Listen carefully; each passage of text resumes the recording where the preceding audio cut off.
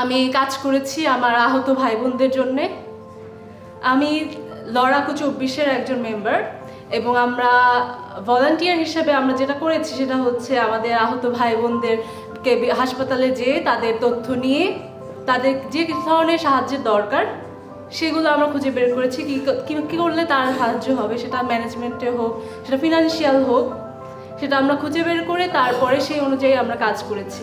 আমরা খুবই অল্প কিছু মানুষ মিলে কাজ করেছি এবং আমরা ভাবিনি যে এটা আসলেই এত সুদূর প্রসারী হবে। 3.5 মাস হয়ে যাচ্ছে আমরা এই কাজ করছি এবং আল্লাহর রহমতে বলতে পারবো যে এখন আমি রাতে ঘুমাতে পারি। আগে আমি রাতে ঘুমাতে পারতাম না।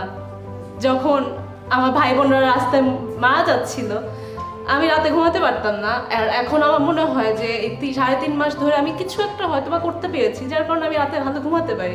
আমাকে ওই দিন একটা মেসেজ আসতো যে আমার সম্পর্কে একজন বলেছে আমার টিম মেম্বারের কাছে যে অর্ণা আপার জন্য আমি জায়নামাজে দোয়া করি।